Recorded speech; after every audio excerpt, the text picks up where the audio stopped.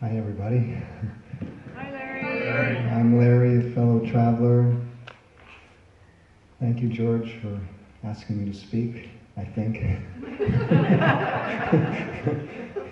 I should, this has been, speaking in front of people, has been one of those things that was a huge PTSD thing for me in my earlier life, and I now, perform for a living as a musician. So I've had a chance over the years to keep pushing that boundary, that moving, into that discomfort zone.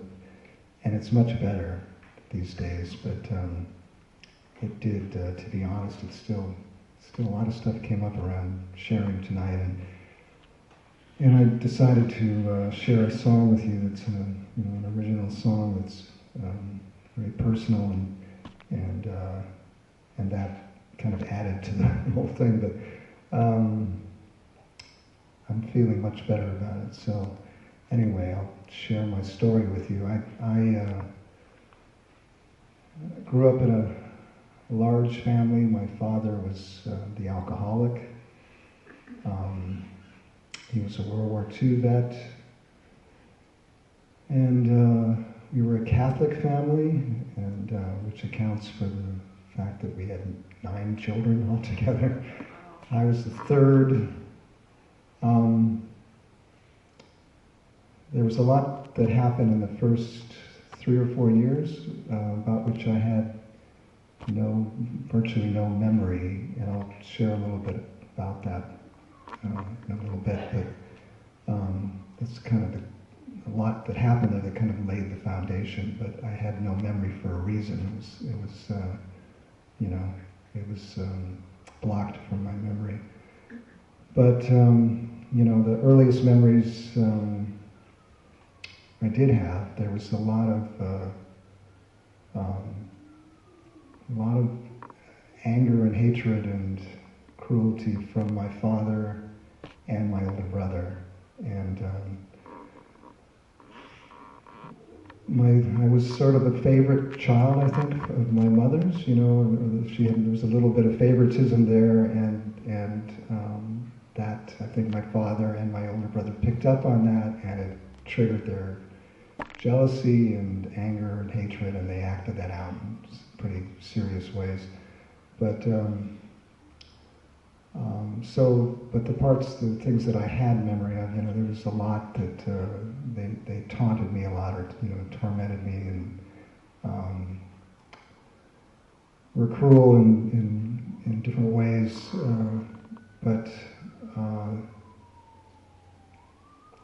Anyway,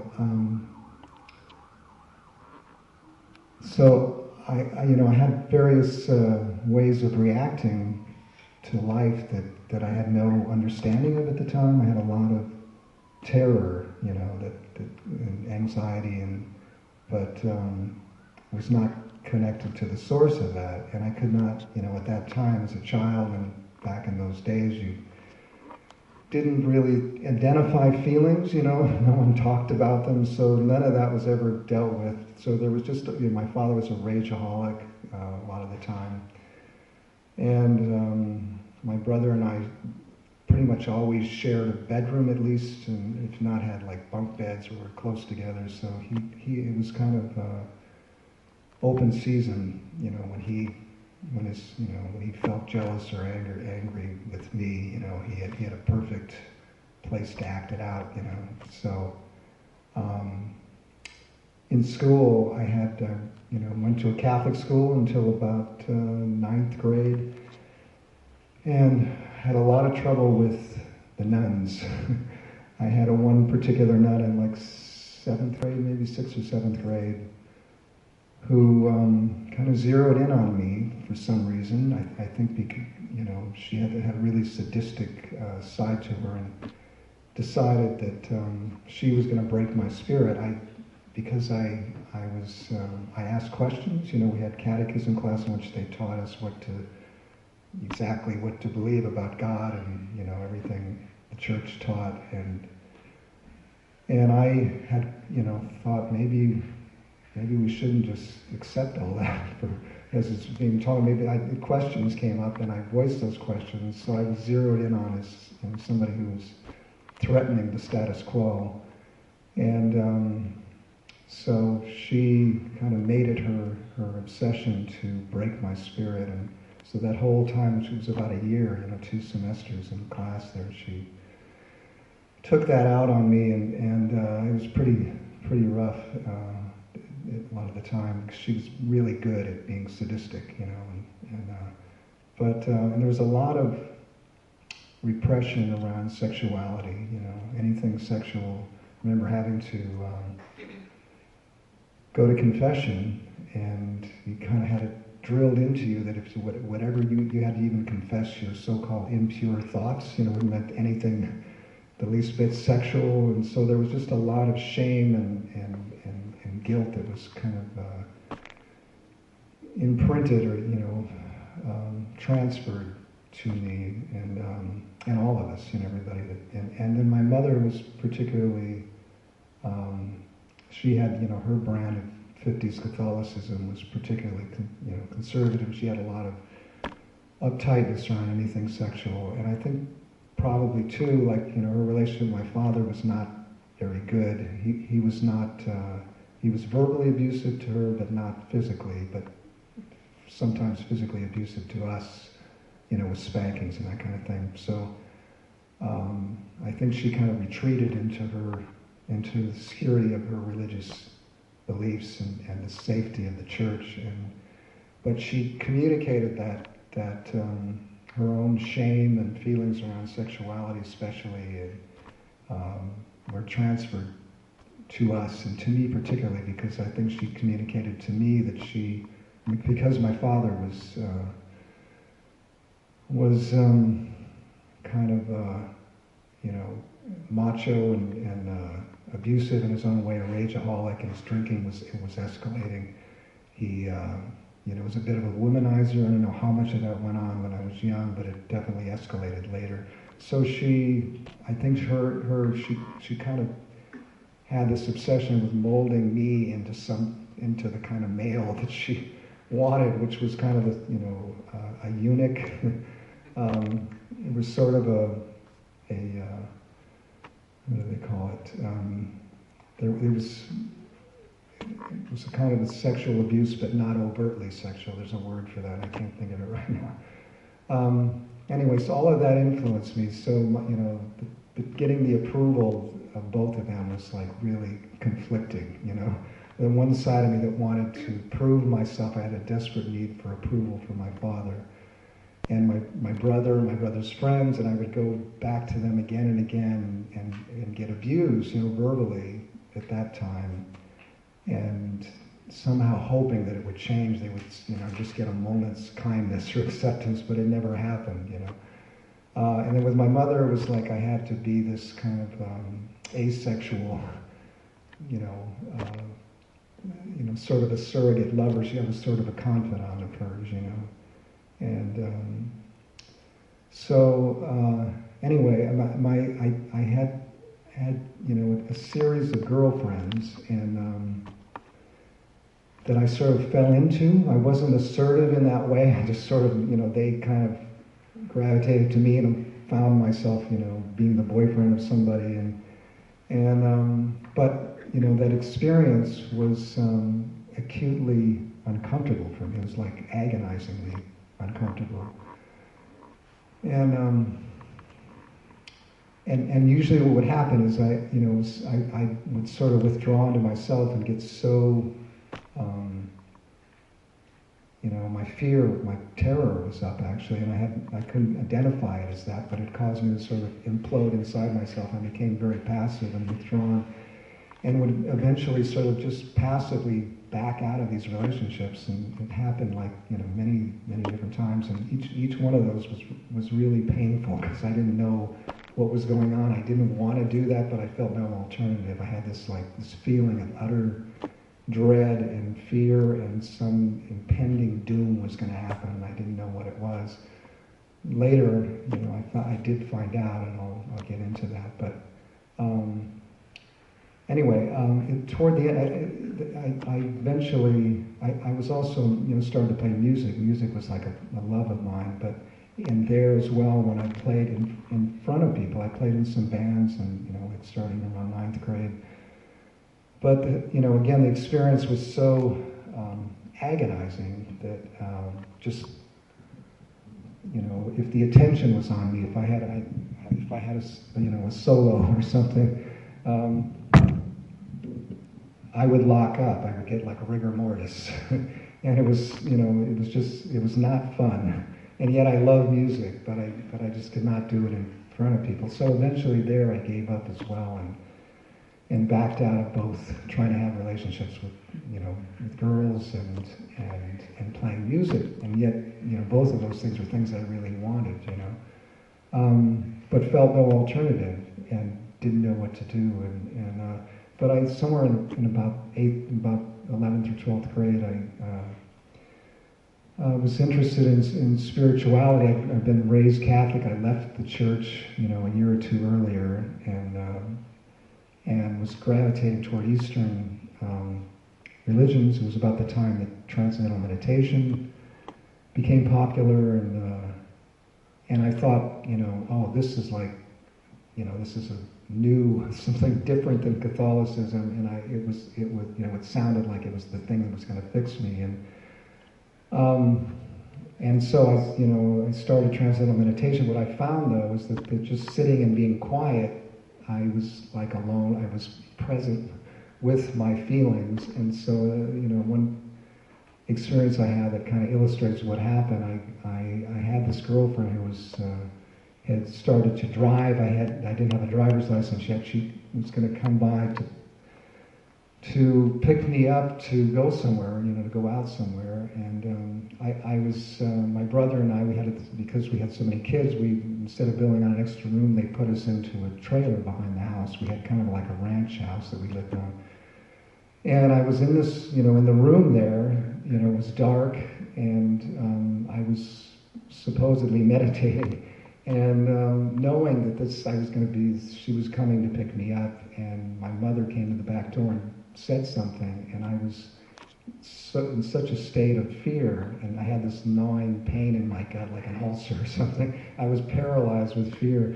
And I didn't even answer. I just let, this girl came, and then my mother couldn't find me, didn't know where I was, so I didn't answer. So she left, And all of that sort of increased my sense of shame, like there's something really wrong with me, and I can't even talk about it. Nobody else is like this, But I couldn't identify anything, the feelings that were going on or anything.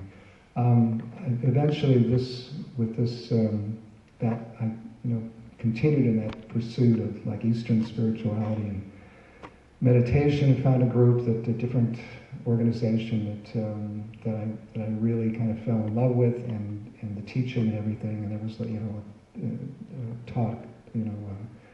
taught about a higher power, loving a higher power, as well as meditation, and all of that I thought was going to fix me and save me, and it sounded so incredible, and the whole notion of self-realization, or all the words that you just, bliss consciousness, whatever words you use to describe it. And I actually, my older brother and I decided to become monks, and in that organization, which I did, and was there for, they have like a postulant monastery or ashram, they called it, and I only lasted about maybe 3 or 4 months, and I was having all kinds of physical issues coming on, digestive problems, back problems, and they asked me to leave until I got those things resolved. Anyway, I ended up living with some other members of this organization, sort of trying to live like a monk, but out in the world near one of their temples in LA, in Hollywood. And during that time, all my stomach symptoms, all those physical symptoms became worse, and I became more desperate as to what to do about that, and I prayed about it, and I believed I was being guided by higher power, by God, to do certain things that did certain things that seemed to relieve the symptoms temporarily, and I thought that's what I had to do to be healed, And I thought, this is going to take some huge willingness to go to any lengths. And so what I started doing was fasting more and more, and I was like compulsively exercising, and was working full time. I was pushing myself to the limit on like less and less food, and I was losing weight pretty rapidly, and eventually, in going to work every day, I worked for the publications building of this organization that I was a part of, and their print shop, and finally one of their supervisors there, who was one of their monks, who was actually one of the, somebody who had some real capacity for compassion and cared about me enough to bring me into his office and ask me what was going on, and I told him everything was fine. I was losing weight, but I'm taking care of it. So I got everything covered. Don't worry. And anyway, the next time he called me and he heard me talking along those lines, I would think I was a little bit more out there. Kind of maybe approaching maybe even psychosis. I mean, it was pretty delusional. Partly from malnutrition maybe. But anyway, he to his credit, he said, okay.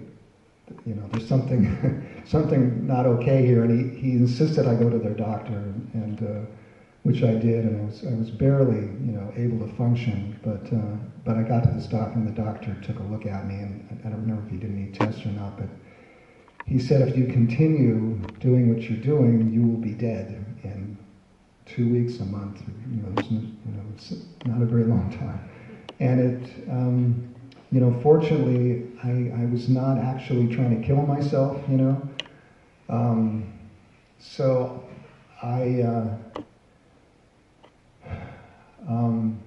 it got my attention, and this was sort of my first big bottom, you might say.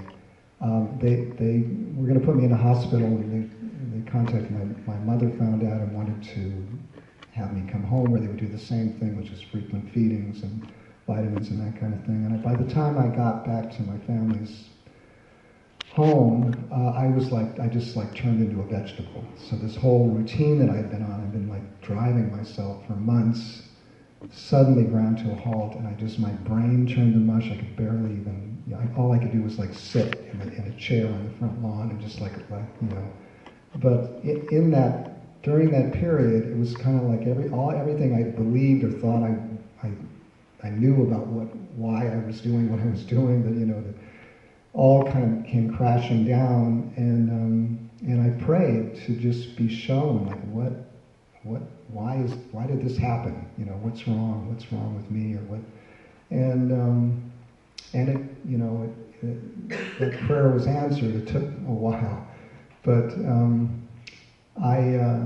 I did gain my weight back, and I never sort of felt like I was fully functional again, but I tried to go back to work, I tried to go to school part-time. Both of those things fell apart. I had new physical problems coming up, like a prostatitis, a bladder infection, just stuff. And most of the stuff was in the area of my digestion, or, my groin, or that area of my body, and I even had my mother had me go in for a test. They gave me like a barium, not an enema, but where you drink, it shows, you do an x-ray of your stomach and the whole digestive tract. The solution, or whatever it is, the barium, I guess it is, that they gave me to drink, went as far as my stomach, and it stopped. It wouldn't pass through. We waited, and I was like lying on the table. The doctor's going, wow, I've never seen this before.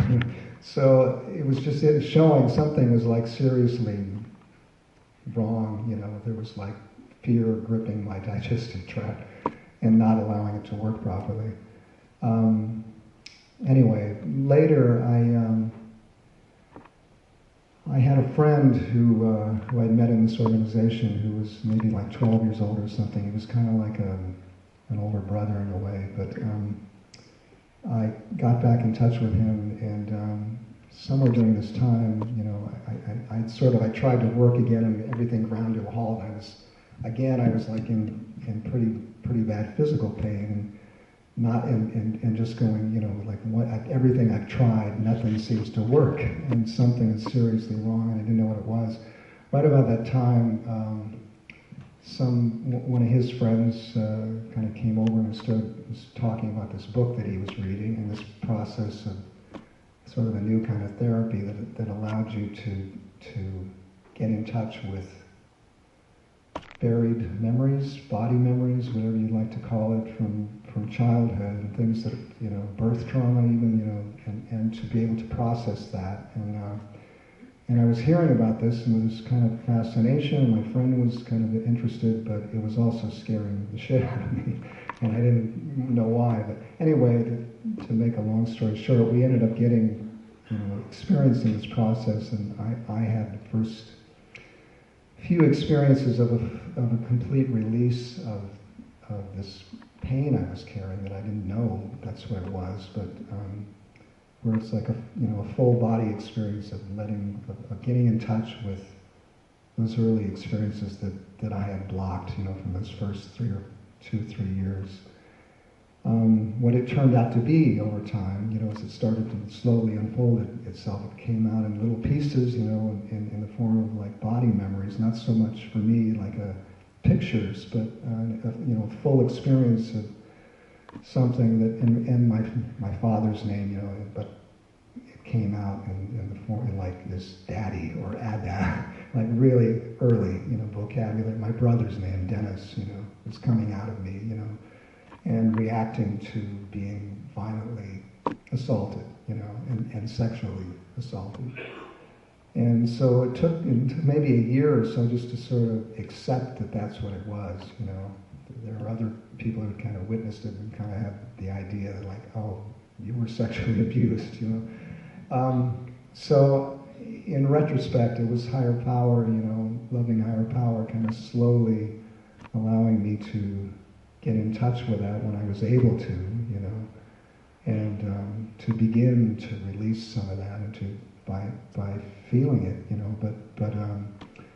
and I started to trust that process and saw that I could something I needed to do, and I could have needed to do on my own to kind of create a safe space, because I had a lot to process, and it was not going to be a 1 or 2 time thing, and I needed to just sort of allow that process to continue and create a safe space for it.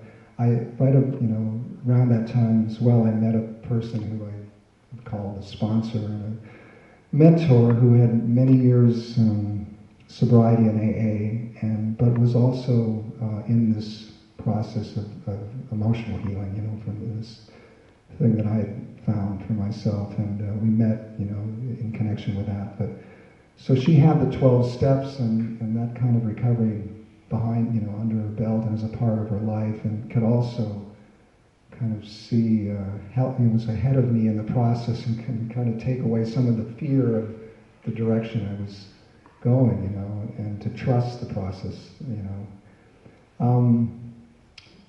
And anyway, she was, kind of the surrogate, older sister, parent.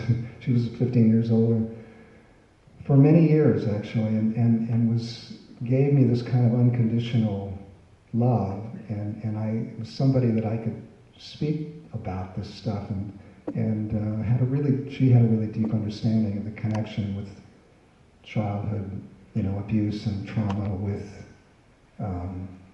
addiction and that kind of thing, and I began to discover little by little that I had some addictive patterns of behavior. I didn't mention earlier the man, the friend that I was connected with.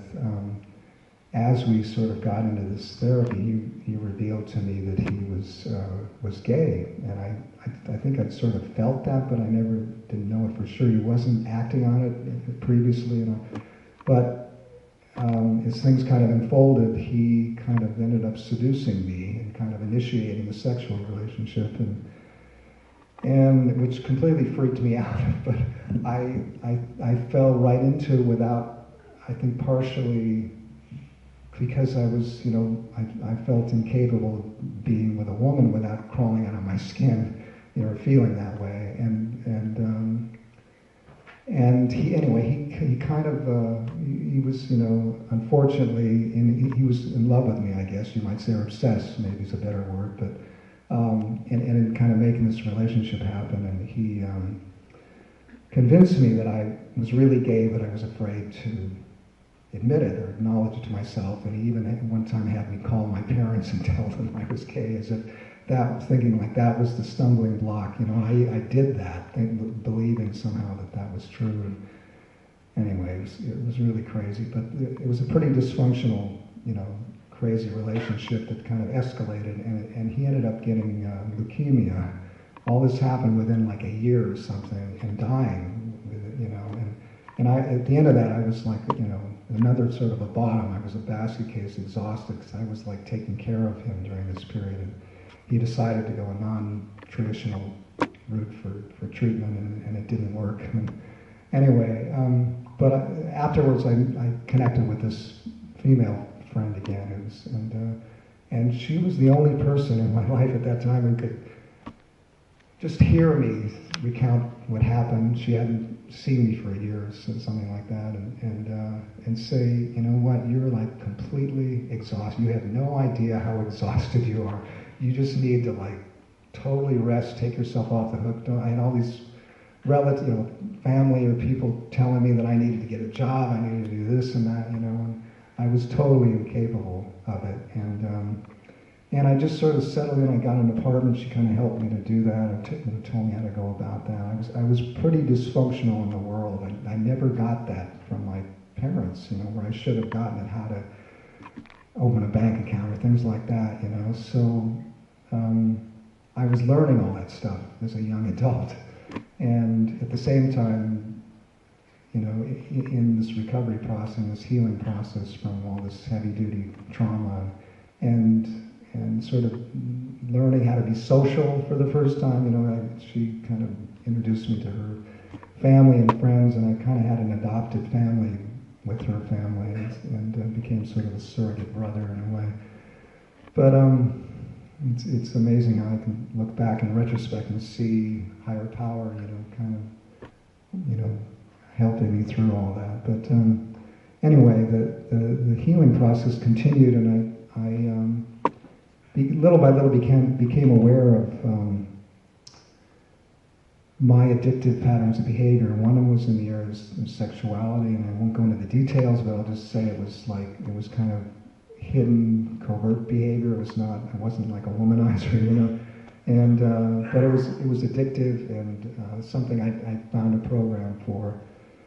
I'd gone to this sponsor friend encouraged me to find any program, 12-step program. I mean, once before I started doing that, she said, you're as something like as compulsive or as sick or something as any alcoholic I've ever known. You need the 12 steps, and you need meetings, and I fortunately listened to that and got myself to some meetings. I used to go to some like open AA meetings, but just I was fairly isolated. I didn't have a lot of friends, so the fellowship helped a lot, And then I found ACA somewhere in the mid-'80s when it first showed up in LA. It was not quite the program it is now, with all the great literature and everything, but it was helpful to go to those meetings, and it just kind of reinforced the process I was already in, and then it provided some fellowship and fellow travelers. We didn't use that term then, but anyway. And then later I found Al-Anon, and I've been an Al-Anon member for many years, although lately I've been going to more ACA meetings. But I think this, for me, the program for me is very simple, and I would say the cornerstone and the most important thing to me is my connection with my higher power, and that's very simple. It's like throughout the day, my sponsor used to say, turn your day over at the beginning of the day. That just to the degree that I have that willingness to seek God's will, in the morning or at the beginning of the day or throughout the day, and by that it's just like a simple thing of like checking in with myself, kind of like without even words necessarily, just stopping, pausing momentarily, especially when I'm agitated or I'm feeling like driven, in some way, or I'm like, because fear comes up every day, when I wake up, and I think there were patterns to the abuse that happened. I think the worst stuff happened. I think, it late at night, going to bed is when I was vulnerable to my brother especially, but my father as well. And so I continued in that process of what for me that was given to me for trauma healing, which it sounds radical maybe, but it's being with those feelings, So I don't, for me anyway, I don't attempt to, I've heard other fellow travelers recently talk about, use the expression dropping down, from the head into the body. That's something that phrase came to me, or I may have heard it from my sponsor friend as well, but it describes when I'm obsessing, when I'm agitated, it's usually, it's pretty much always, there's some kind of feelings going on there that are churning away, and it's like I'm in my head, I'm trying to grapple with it, Something maybe has happened that triggers me. So when I'm able to just stop and find a safe space, maybe lie down and breathe into it and just go into my body and allow those feelings to happen. The fear, I think, for all of us is that, like if we ever go back and allow ourselves to feel the intensity of those feelings, it'll never end, or it'll kill us, or we'll go crazy, we'll end up in an insane asylum or something. That my experience has been that there's some kind of wisdom and intelligence, loving wisdom that knows how much of whatever the pain is. I had a lot of terror, I had rage, I had grief, all the full spectrum of feeling, and a lot of physical pain that needed, my body needed to sort of wake up. There's like layers of, there were layers of trauma that happened, and my body kind of shut down and tightened up against that. And so it's kind of, the process for me is kind of a reverse of that, but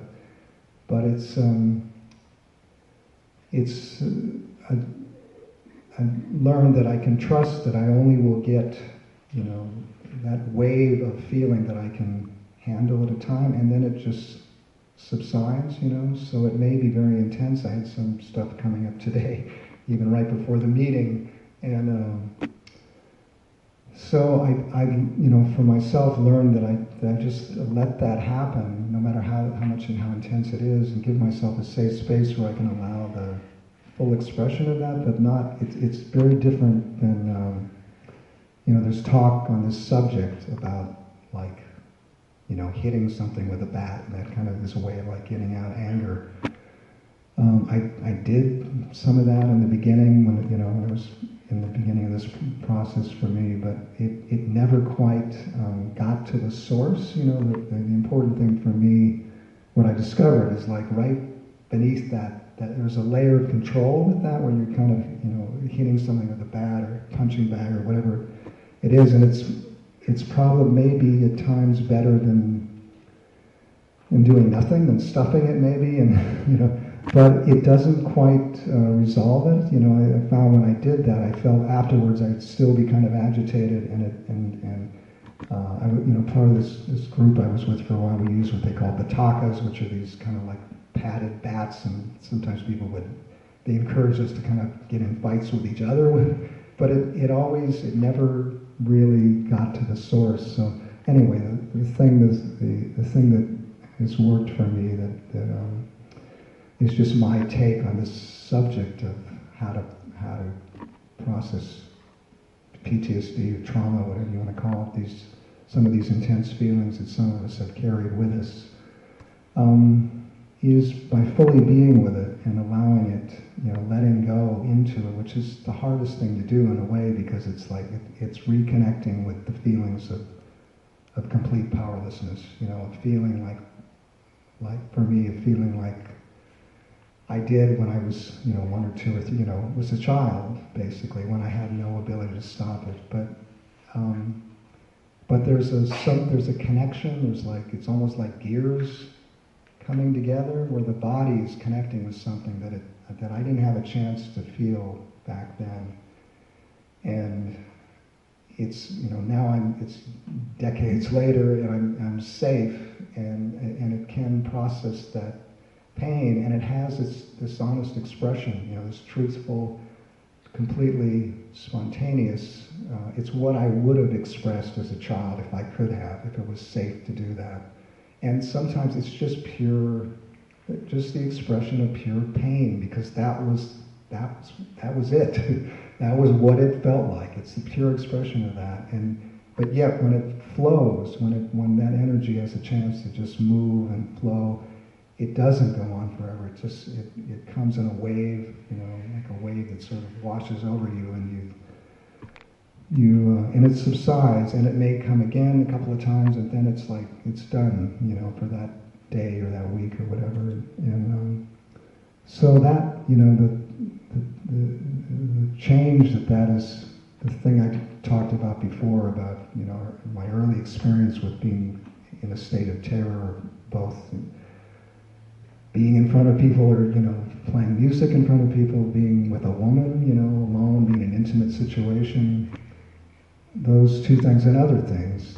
Dancing is something I never used to do, that now I've discovered for many years now. But those things have opened up to me in a way that they were impossible before, and finding myself like having like a new experience of playing music for people or whatever, or being in an intimate situation, and not feeling like I'm crawling out of my skin or having to, shut down and close off inside.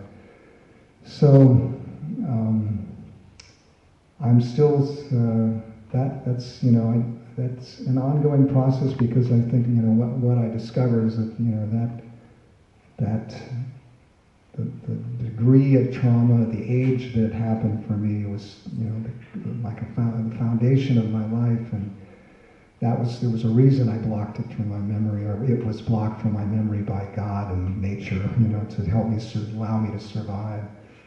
So it doesn't, I may be dealing with that for the rest of my life in some level, but it doesn't matter to me. The point is, it's like take it a day at a time, and that in combination with these spiritual principles of the program, the 12 steps, and my connection to my higher power, it all kind of works together for me, and the fellowship, and then it seems like the part of what makes the process move forward is like the leading of higher power into the areas where I'd previously maybe been afraid, my discomfort zone, I call it. And just not to sort of push that, but to be open to it, and then let it, be willing, my willingness to, to me it's just about surrendering to higher power's will, or being open to something new that might scare me, and then I get a chance to do that, but also process the feelings around it, and in that process it becomes something that becomes comfortable, or becomes possible. And so anyway, that's sort of, I would say, my connection to my higher power, though, is the thing that makes everything possible, and that on a given day lets me know what I need to take care of myself, that thing we talk about in Al-Anon and ACA, and it's the next right thing, it's sort of, when I'm, I'm uncomfortable, and just check in, I get an intuitive feeling of oh, what do I need to do, do I need to be with those feelings and process? Do I need to go for a walk? Do I need to go to a meeting? Call somebody? Or it lets me know what exactly what I need to do if I'm willing to kind of sit with it for a little bit until the answer comes. So anyway, trying to think how to wrap this up. Trying to think if there's anything more I wanted to say before I'm probably out of time. This song came to me. I don't get a lot of original music, but it's a love song. But the words came out in the form of higher powers speaking. It's called Divine Love Song. It's the unconditional love. It's kind of like we would all want to experience, but probably no human being is capable. But it's just expressing that to us, to God's children, I guess you could say. So with that, I will sing and play this song.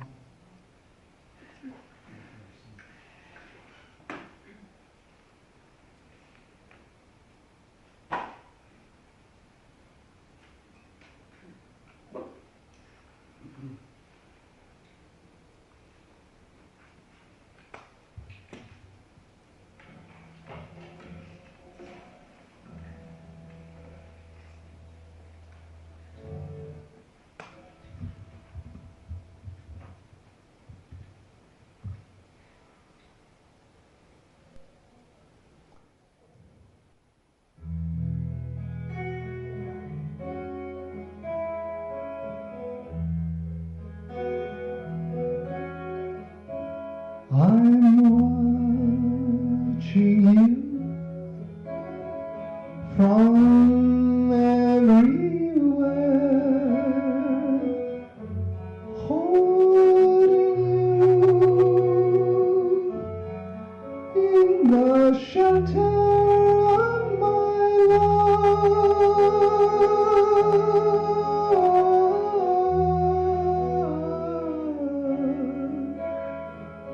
I see you through and through. I love you, and I always will.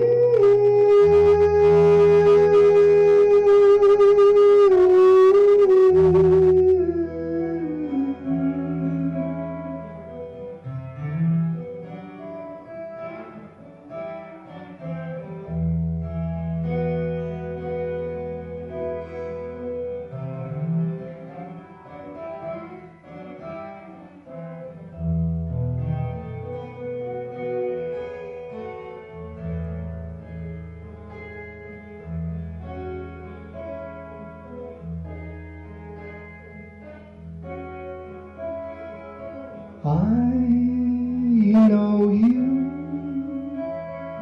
as my own. My love is real. I will never leave.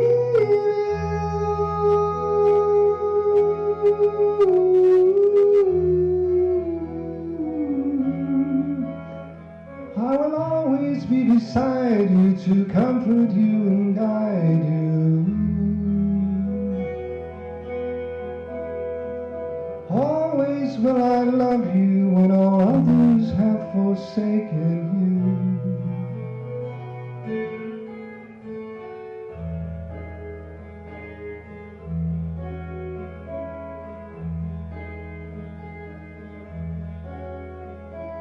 I will wait for you to come to me, for I know one day you'll come home to me.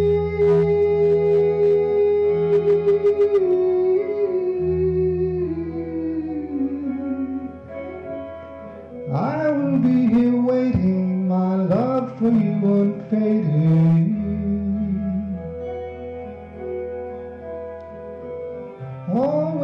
forever, my love for you will never change.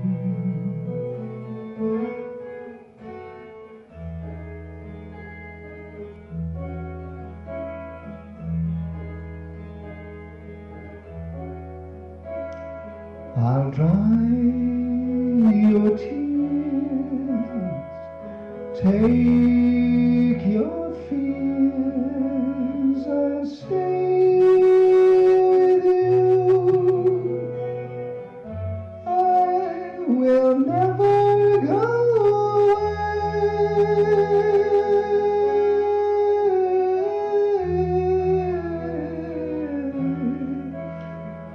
I will be beside you to comfort you and guide you.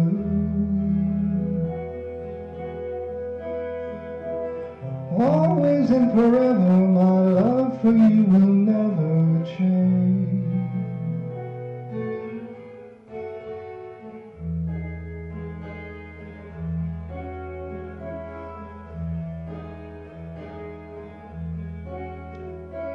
Ooh-hoo.